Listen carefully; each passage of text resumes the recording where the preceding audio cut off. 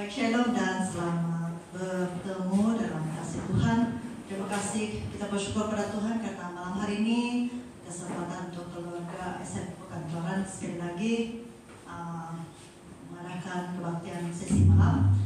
Kita bersyukur karena Tuhan telah mempersatukan kita, memberikan kita masa kesempatan untuk bersama-sama. Oke, baik. Semua sehat Tuhan.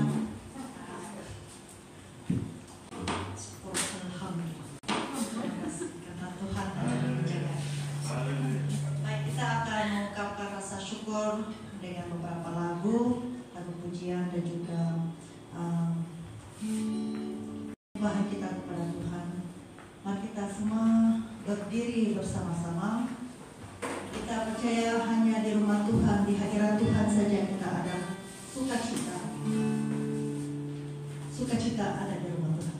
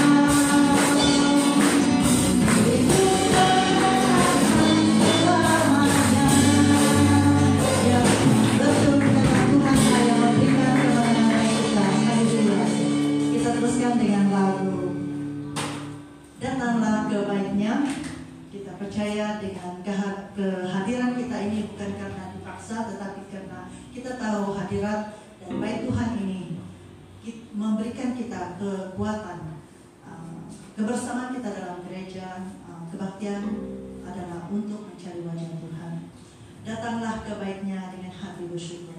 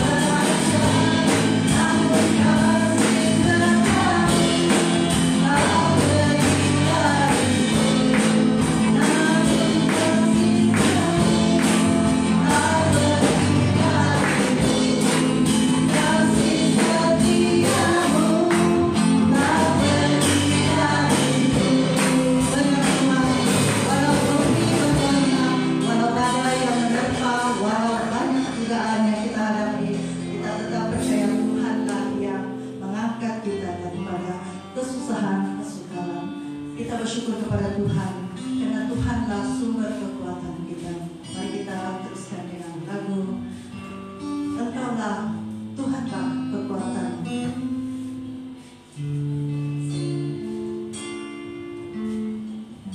Terima kasih Tuhan, karena Engkaulah tempat perlindungan kami, karena Engkaulah batu saum yang teguh untuk kami berlindung. Engkaulah kekuatan kehidupan kami. Engkaulah juga yang menjaga hidup kami, bangun kami, pekerjaan kami, dan semua yang kami perlukan pada setiap hari. Terima kasih Tuhan.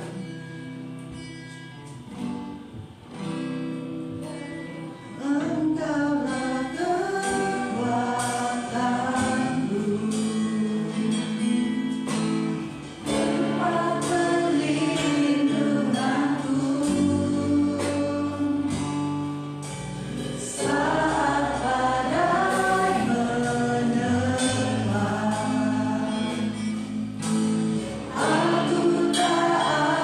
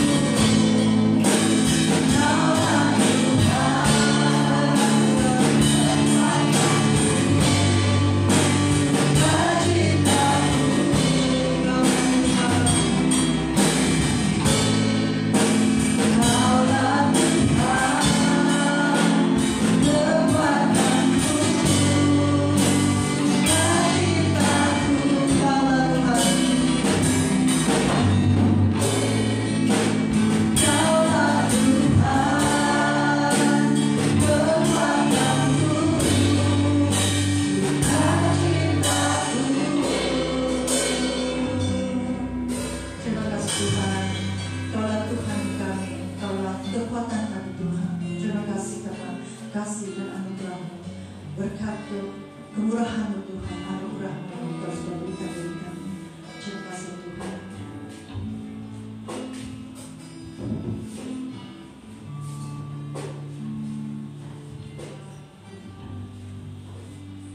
Tuhan, terima kasih kepada Tuhan bahwa perlindungan kami, kekuatan kami di saat kami mengalami oleh gelombang hidup badai Tuhan itu, Kau yang menjadi kekuatan dan perlindungan bagi kami.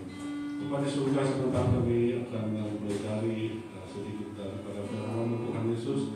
Engkau menguasai kami Tuhan Yesus, baik saya yang telah Engkau percayakan Tuhan Yesus untuk memberitakan ataupun menyatakan firman Tuhan ini. Tuhan Yesus, Kau berikan saya hikmat agar firman Tuhan menjadi satu firman yang hidup dalam kehidupan kami Tuhan Yesus. Bagi anak Tuhan yang mendengar Tuhan Yesus, untuk memberikan mereka hikmat untuk mendengar agar firman ini tidak akan berlalu begitu saja Tuhan Yesus.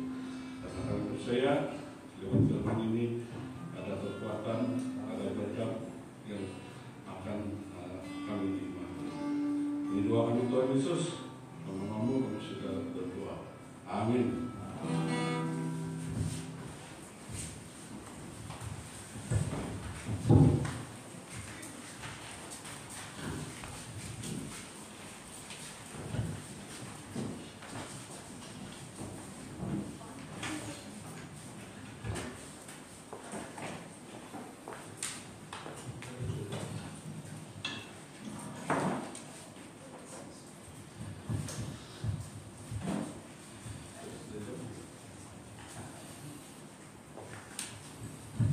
Sudah jam yang mulai sana, jadi tidak limit lagi kan? Shalom, selamat malam.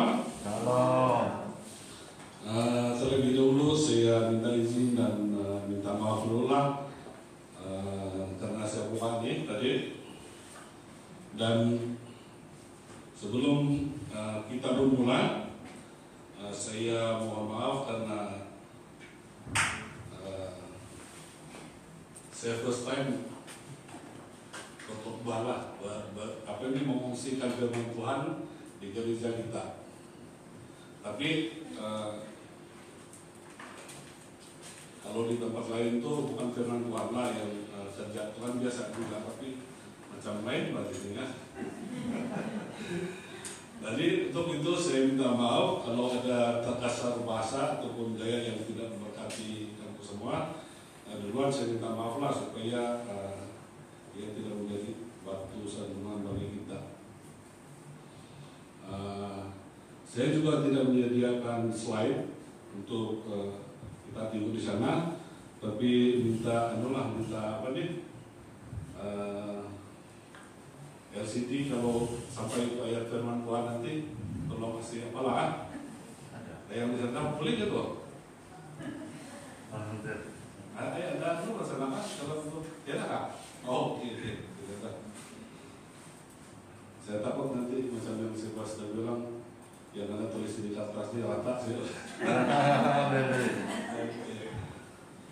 Oke, sedikit ada zaman baru kan, jadi sedikit pengenalan mengenai diri saya. Saya dilahirkan dalam satu keluarga Kristen. Dari kecil memang kami dididik dengan agama Kristen lah. Ibu bapak saya Kristen dan di kampung itu kebanyakannya orang Kristen. Tapi secara khusus saya tidak ada pendidikan teologi dan hanya mengikut ibadah-ibadah dan diajar mengenai firman Tuhan seperti kita di sinilah kan, melalui khotbah dan kelompok sel, dan ada juga pelajaran-pelajaran yang sedikit tuh. Jadi itulah perkenalan yang saya bawa hari ini untuk saya kongsikan bersama dengan kita lah. Jadi kalau ada yang tidak lengkap itu dia tidak lengkap dia punya isi itu, nanti minta tahu pada yang lebih pakar lah.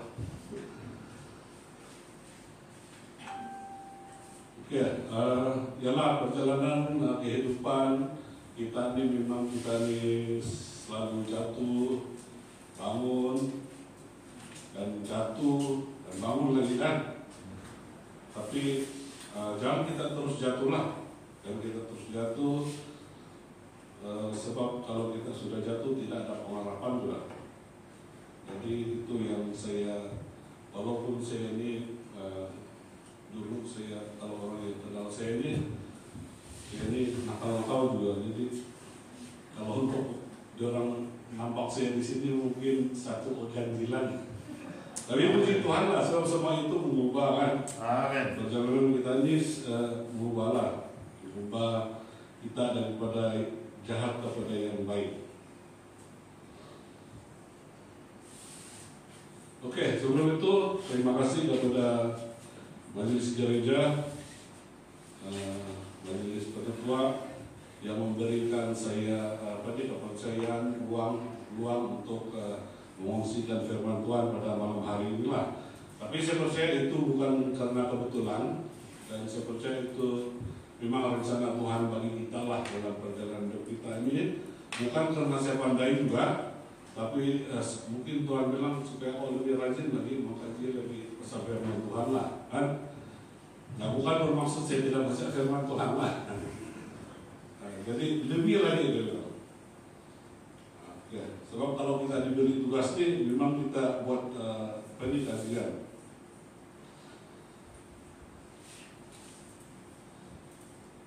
Yalah, kalau hampir sudah saya mau tolak hari itu, tapi saya pikir-pikir kalau bukan sekarang dia lagi kan. Kalau bukan kita siapa lagi? Dia sudah pasti. Oke, jadi kepada yang next, kalau kamu diberi peluang, jangan tolak. Ambil ya. Oke, kita bermula. Tema besar kita pada bulan ini adalah buah roh. Buah roh kita tahu buah roh. Buah. Tapi saya ada subtema, boleh gitu. Proses hidup Kristen. Dan saya memilih tajuk ini karena bagi saya setiap orang itu ataupun hampir setiap yang ada di dunia ini dia melalui satu proses untuk dia menjadi lebih kuatlah, lebih kukuh, ataupun bernilai. Betul itu. Jadi kamu sabar-sabar aja, jangan ada yang terburu-buru pulang ini, sebab saya bercakap ini. Terus tahu kali panas sudah jadi. Oke, ya seperti yang saya cakap tadi itu, kita ini di dalam dunia ini hampir seluruh yang ada di dunia melalui satu proses untuk dia menjadi sesuatu yang bernilai lah. Kira-kira lah apa macam pintu ke jendela begitu pun sebelum dia jadi jendela atau pintu dia pun mengalami satu proses kan. Kalau besi itu dipotong, di welding lagi panas-panas, jadi baru dia bernilai lah. Nah, kalau tidak dia akan menjadi besi buruk lah, dijual di besi buruk selama kali lah kan?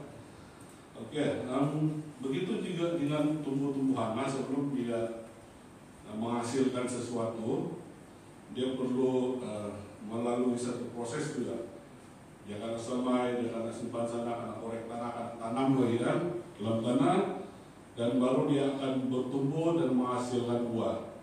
Apalagi kita ini manusia pun saya ingat begitu juga. Jadi semua ini harus melalui satu proses. Pada minggu yang pertama, minggu kedua, saya rasa kita punya pengkhotbah yang hebat sudah menjelaskan dengan detail lah, dengan terperinci mengenai buah roh ini. Ada saya mengikuti beberapa saya nampak isi penuh sudah. Jadi tidak perlu lagi lah kita pergi terlampau detail besar itu. Dalam ini minggu ketiga, minggu depan ada Sohatan Mira. Jadi minggu ketiga hampir last itu kan. Jadi oleh karena ada last, sudah diterangkan lebih detail. Jadi malam ini ringkasan biasanya lah kan, ulasan ya. Jadi bila ringkasan ini sedikit pendek ya lah. Oke, sewaktu saya mempelajari tema ini, ada beberapa ahli teologi yang suka menggambarkan ataupun membayangkan buah roh ini. Bagaimana buah roh ini? Oke, namun yang satu tuh ada yang macam dia bayangkan satu pokok dan ada 9 buah. Dan ada juga yang membayangkan satu buah di dalam itu ada 9 rasa. Jadi bagi saya itu tidak penting lah. Yang penting bagian inti itu, isi di dalam itu sama. Kan?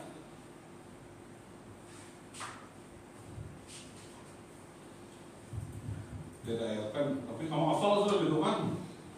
Oke, sebagai kita punya dasar kepada tema bulan ini. Setiap minggu pada bacanya Galatia 5 ayat 22 nih sampai 23 nih. Ataupun tiap perlu baca kamu hafal sudah gitu kan? Oke ya. Ataupun kita baca lagi lah supaya dia apa nih? Lebih jelas lagi mungkin. Oke, kita baca lagi sekali dalam Galatia 5 ayat 22 sampai 23. Oke. Tetapi buah roh ialah kasih, sukacita, damai sejahtera, kesabaran, kemurahan, kebaikan, kesetiaan, kelemah lembutan, penguasaan diri. Tidak ada hukum yang menentang hal-hal itu. Oke. Dan sewaktu saya ada tujuannya.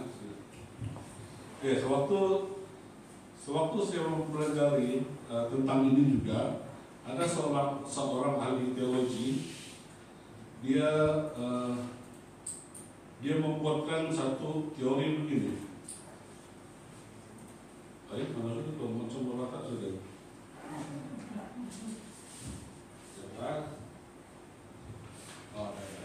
Oke. Dia ada 9 buah roh, jadi dia bahagikan ini 9 buah roh ini kepada 3 bahagian. Mungkin cara dia supaya dia senang dan mudah dipahami lah. Yang pertama, kumpulan pertama dia bilang kasih, sukacita dan damai sejahtera. Dia kata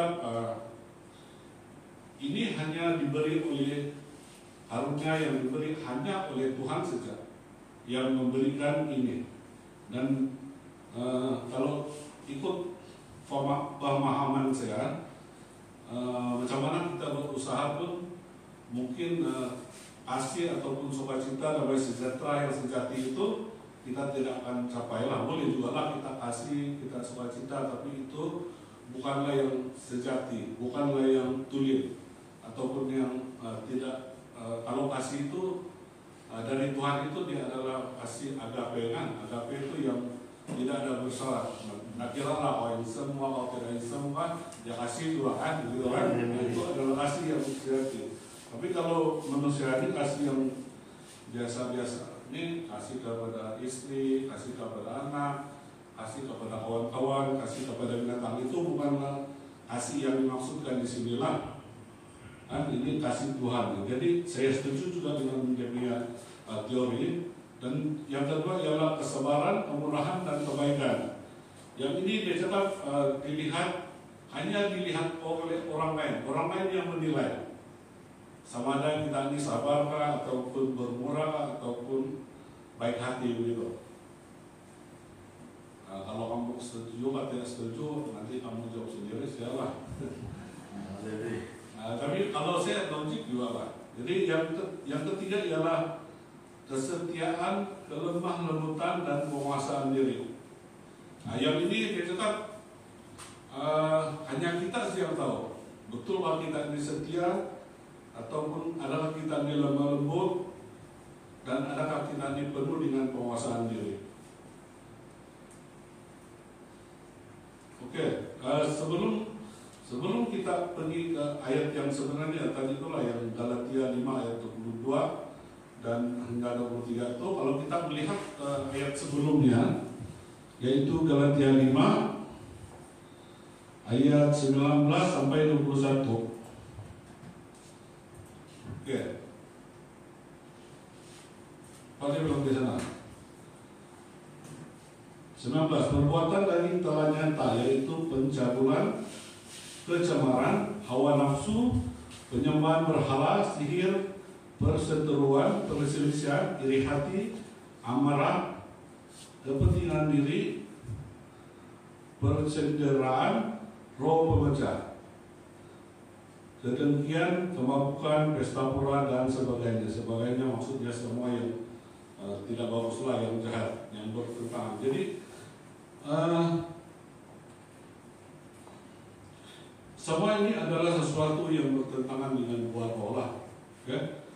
Ini semua bertentangan dengan buah roh. Kalau kita ikut pembacaan dalam Galatia 5 22 sampai 3 tadi itu, dia memang bertentangan. Jadi ini adalah keinginan daging lah yang tadi kita baca itu, ialah keinginan daging. Jadi bagaimana untuk kita mendapat ataupun memiliki ini buah roh, kita membuang ini keinginan daging dulu. Oke? Macam teori yang air lah dalam botol kan, kalau kita mau isi, kalau sudah penuh, mana boleh masuk lagi kan? Kita akan buang dulu, baru kita boleh masuk ke yang baru. Nah, lebih kurang itulah. Jadi kita akan buang dulu, cabut terus yang tidak bagusnya itu, barulah yang otomatis yang buah rohnya akan masuk dalam tubuh kita, dalam kehidupan kita lah.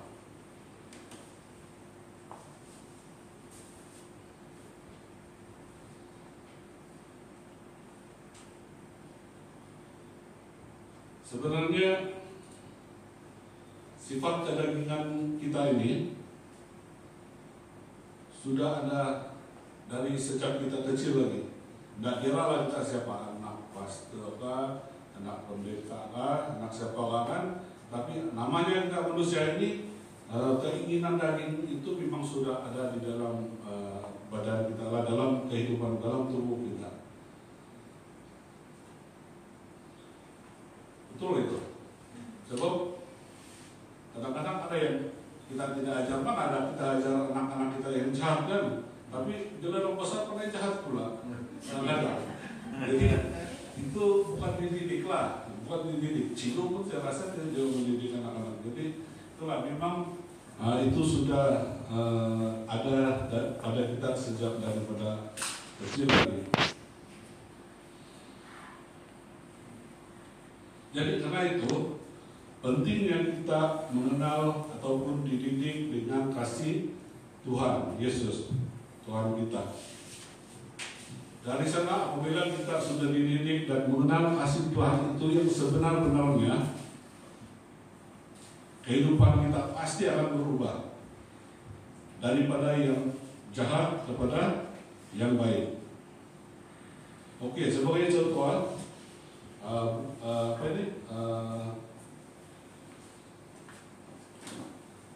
ada beberapa contoh di sini yang menggambarkan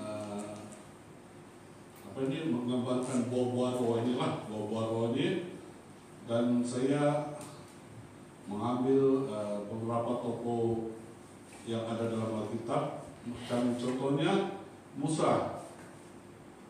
Dia ini penuh kesabaran, dia memimpin ini masyarakat Israel ataupun orang-orang Israel daripada Mesir selama 40 tahun di padang gurun. Begitu sabar dengan kerenangan. Kalau kita baca itu kitab ulangan lah, daripada Kejadian sampai Ulangan tuh kita akan tahu berapa sengsaranya si Musa ini membawa bangsa Israel ini keluar daripada Mesir. Lepas itu dengan dalam dunia rakyat-rakyat yang macam-macam kemahuannya. Jadi dia sabar dengan kelemah lembutan memimpin bangsa ini dan keluar daripada Mesir. Kalau kita baca dalam Ulangan 8, Ulangan 8 ayat 2.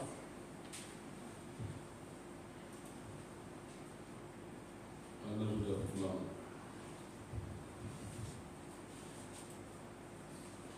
Masih ada ini yang elektronik sekarang. Kalau pakai kitabnya susah ya mungkin.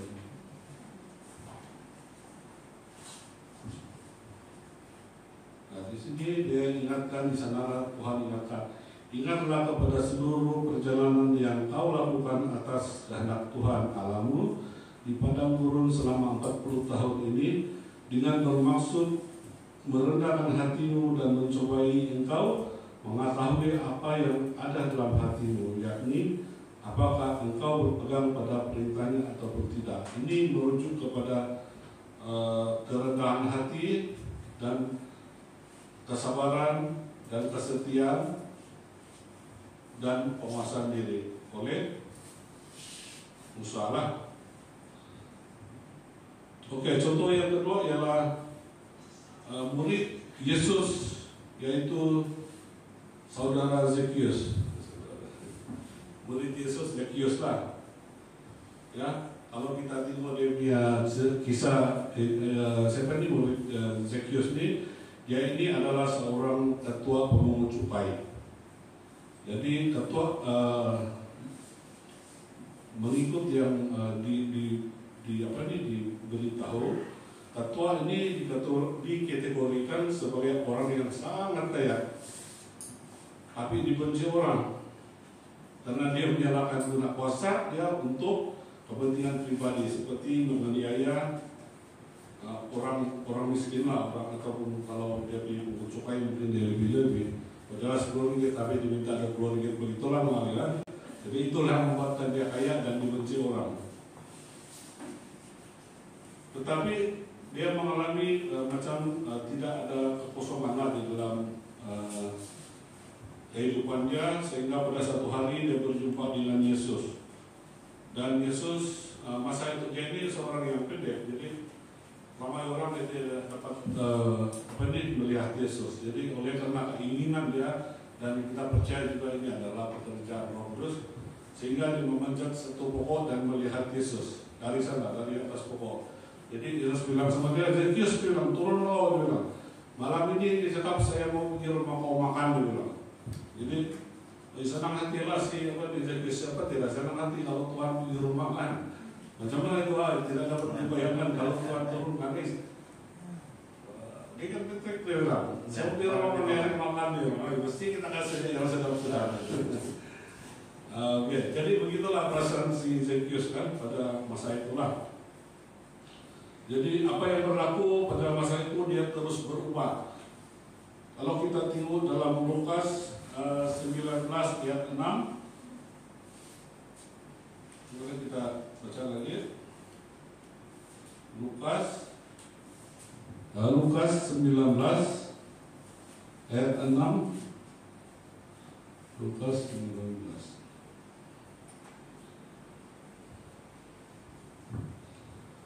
Lalu Zekius segera turun dan menerima Yesus dengan sukacita. Tetapi semua orang yang melihat hal itu bersungut-sungut, katanya ia menumpang di rumah orang berdosa. Tetapi Zekius berdiri dan berkata kepada Tuhan, Tuhan, setengah daripada milikku akan kuberikan kepada orang miskin, dan sekiranya ada sesuatu yang kuperas dari seseorang akan kukembalikan 4 kali lipat. Nah, jadi masa itu juga ini tidak mengambil masa yang lama, dia terus masa itu dia terus berubah menjadi orang yang baik, yang berkemurahan dan baik hati dan mengikut Yesus. Jadi itu adalah contoh yang kedua. Yang ketiga adalah Ayub. Siapa tidak kenal Ayub? Kita semua kenal Ayub. Kalau kita membaca Ayub ini adalah tidak perlulah kita terlampau detail, Tapi kita tahu Ayub ini digambarkan sebagai orang yang penuh sabar, penuh setia, penuh penguasaan diri. Walaupun dia pertama dia kehilangan harta benda, dia ini orang kaya. Dia orang kaya. Kalau dilihat daripada cerita dia memiliki beribu-ribu ekor lembu, domba, dan itu pada masa itu siapa yang memiliki binatang begitu banyak dikategorikan sebagai orang yang kaya lah. Tapi secara tiba-tiba semua itu hilang. Bukan itu harta benda dia saja hilang, tapi anak dia juga mati, meninggal, mati lah kan. Dan selepas itu dia lagi dihasut-hasut oleh istri dia, kawan-kawan rapat dia bilang, kok saya lagi sama Tuhan yang begini, kau begini, dia cakap masih lagi wajar, tapi dia tetap setia lah. Walaupun pada satu ketika hampir jual lah dia, mungkin apakah dia dia ada ngomel sudah sedikit sama Tuhan. Ini saya cerita supaya kita lebih paham kan bahasa pasar. Jadi dia bilang, Tuhan dicakap kalau saya ada buat salah-salah begini, dia bilang kenapa kau tidak beritahu dengan saya? Selama ini saya setia begitu dicakap, tapi apa yang saya dapat dicakap itu. Dan kita tahu semua ini adalah karena ujian yang Tuhan berikan kepada Ayub lah.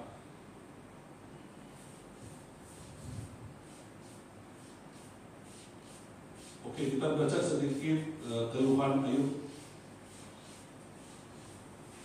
Bagaimana dia mengeluh Tuhan. Kita baca dalam Ayub 31 ayat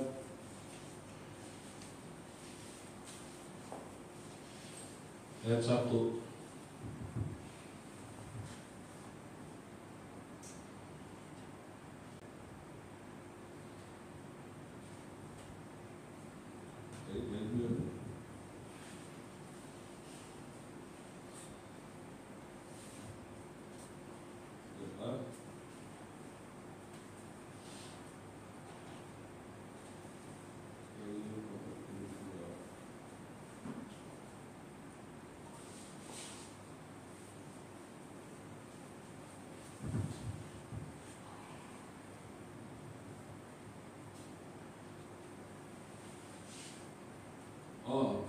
Oke.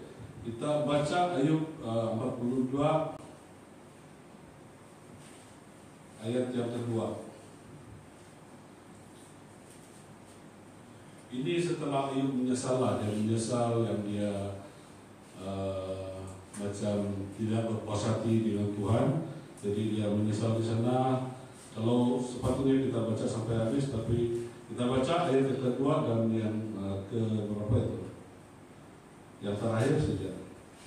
Aku tahu bahwa engkau sanggup melakukan dengan segala sesuatu dan tidak ada rencanamu yang gagal.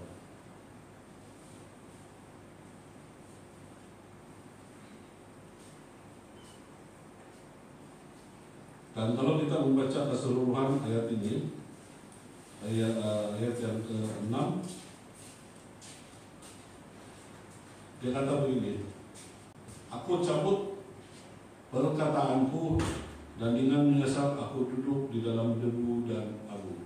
Ini adalah penyesalan Ayub, berapa dia merendahkan diri, betapa dia tidak mengerti apa yang Tuhan sedang laksanakan ataupun lakukan kepada dia.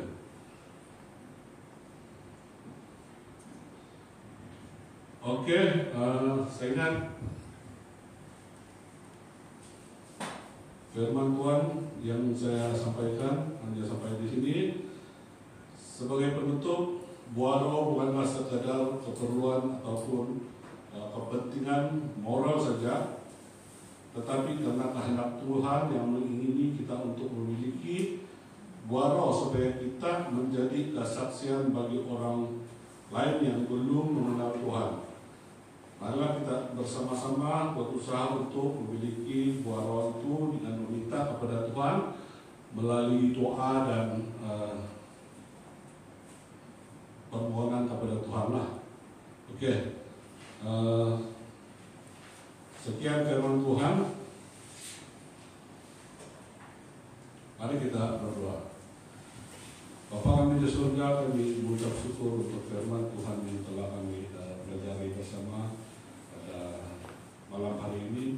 Dan kami percaya Tuhan Yesus firman Tuhan yang akan menjadi satu firman yang hidup yang menjadi peringatan ataupun kekuatan bagi kami dalam kami terus hidup, khususnya di dalam kami berusaha untuk memiliki buah roh di dalam kehidupan kami Tuhan Yesus sebagai orang-orang Kristen, dan agar kehidupan kami Tuhan Yesus menjadi satu kehidupan yang menjadi teladan bagi orang-orang lain yang belum mengenal Engkau. Terima kasih Bapa di surga untuk kasih murah Tuhan, penyertaan Tuhan sepanjang ibadah ini. Dalam nama Tuhan Yesus kami berdoa dan mengucap syukur. Oke, kita seperti biasa kita sama-sama berdoa apa itu pengakuan iman Rasulullah untuk anak selama berdiri untuk kali mari kita berdiri. Haleluya. Kita tidur. Aku percaya kepada Allah Bapa yang Maha Kuasa, Paling Pencipta langit dan bumi, dan kepada Yesus Kristus, Anaknya yang tunggal, Tuhan kita yang dikandung daripada Roh Kudus, lahir dari anak darah Maria, yang menderita sengsara di bawah pemerintahan Pontius Pilatus, disalibkan, mati dan dikuburkan, turun ke dalam kerajaan maut. Pada hari yang ketiga, bangkit pula dari antara orang mati, naik ke surga, duduk di sebelah kanan Allah, dan dari sana dia akan orang yang hidup dan yang mati. Aku percaya kepada Roh Kudus, gereja yang kudus dan am, persekutuan orang kudus, pengampunan dosa, kebangkitan tubuh, dan hidup yang kekal. Amin. Terima kasih. Saya serahkan kembali kepada MC Masyarakat.